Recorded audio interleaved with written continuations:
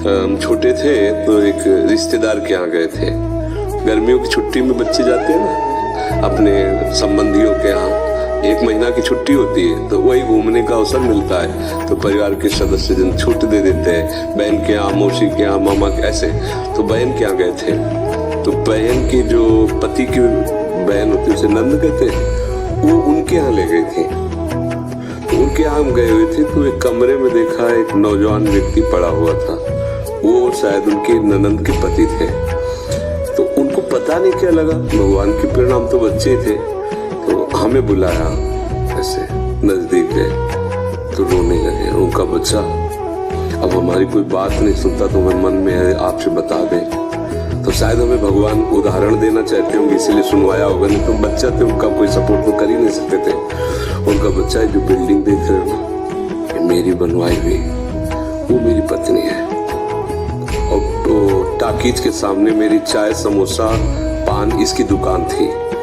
मैं सुबह से शाम तक मेहनत करता, तो यही पत्नी हमारे मोजे जूते उतार करके हमें प्यार करती थी। हमारे शरीर में लकवा मार गया, अब मैं उठ नहीं सकते। बोले 2 रोटी से ज्यादा भोजन नहीं देती और कहती ज्यादा देंगे तो बार बार शौच करोगे, हमें फेंकना पड़ेगा। बोले हमको मारती भी है, हमसे बात नहीं करती, चिल्लाते रहते हैं, हमारे सामने दूसरे पुरुष को बुलाती, बात करती ऐसा। बोले किससे कहूँ, अगर कहूँ तो मारेगी आकर के, कहना नहीं। तो हम बच्चे थे पर वो बात हमारे दिमाग में, हम बार बार सोचा इस विषय कि मेरे से क्यों कहा। शायद मुझे शिक्षा भगवान दिलाना चाहते थे, एक उदाहरण हमारे दिमाग में।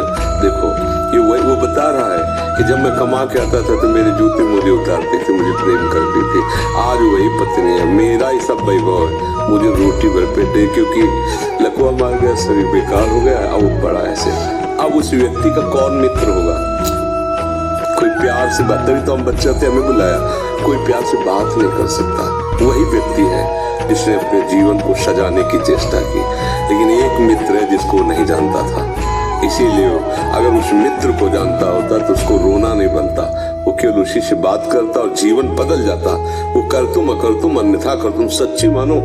हमें डॉक्टर ने कहा था आज के कम से कम 17 वर्ष पहले, दिल्ली के थे, सब जांच की, उनका बाबा तुम संत हो इसलिए तुमसे कोई छुपाव नहीं है, तुम्हारा कोई घर का नहीं कि जिससे मैं बता सकूं, तुम्ही से डायरेक्ट कह रहा हूँ। 2-2.5 वर्ष, आखिरी 5 वर्ष, ये किडनी खत्म और आप मर जाओगे।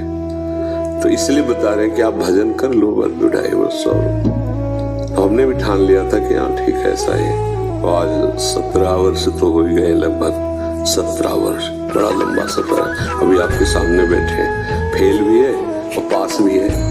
नहीं पास है, देखो जो दिनचर्या हमें चाहिए वो हमारे शरीर कर रहा है, तो हम पास है। और फेल इसलिए कि संसार की दृष्टि से वो किडनी फेल है। अगर भगवान का भरोसा ना होता तो सोचो आज हम कितने परेशान होते, शरीर को लेकर, पैसे को लेकर, कितना खर्चा, कैसी दवाइयाँ, कहाँ से डॉक्टर कहाँ लाते, क्या कुछ नहीं करना होता। वो अपने आप डॉक्टर रो करके कहते कि मेरी सेवा मत छीनना। बैठे हैं हजारों कोस दूर और रोज संपर्क, महाराज जी की क्या इस समय स्थिति है, अच्छा ये दवा दे देना, अच्छा आप ऐसा कर दें। तो हम देखते किसका दुलार है, जिनको हजारों रुपया दे के समय लिया जाता है, वो फिर बात करते हैं, वो भी अपने ढंग से। आश्चर्य की बात, डॉक्टर उसे दुनिया से क्या मतलब, रुपये से मतलब। लेकिन श्री जी ये है प्रभु का प्रताप, हर व्यवस्था कैसे तुम्हें बताया। जब उनकी तरफ देखते हैं तो हजारों हाथों से दुलार करते नजर आ रहे हैं, हजारों हाथों से प्यार करते नजर आ रहे हैं। ये कैसे चलता है? अब हमें कुछ किसी से मांगना नहीं, किसी से कुछ कहना नहीं, अपने आप सब व्यवस्था होते। ये हमारी नहीं, भगवद आश्रय होने की बात है। अगर भगवद आश्रित नहीं हो तो वो अमल पत्नी होती, बच्चे होते, किसी के काम की तरह नहीं गए थे, तो क्या कहते अब तेरे दिन से 4-5 हजार रुपए डायलिसिस के लिए चाहिए, दवाइयाँ चाहिए, भगवान उठा लो, ऐसे के पूछ लो भगवान इनको। वो कहते इनको पूछ लो, संसार का खेल है ऐसा। तो ये हम कोई तुम्हें कहानी नहीं बता रहे, सच्ची बात कह रहे। अभी अंधकार है और भगवान का आश्रय ले लो, आनंदित रहोगे। आज आपको नहीं समझ में आएगा, किसान खेती बोता है तो तुरंत फसल नहीं काटने को मिलती, थोड़ा समय लगता है।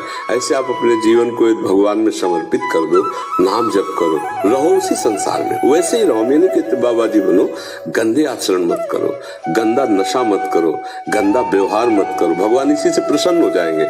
आप ज्यादा जप तप भले मत करो, पर गंदे आचरण मत करो, और भगवान का सहारा वो सब कुछ संभाल लेते, बहुत समर्थ।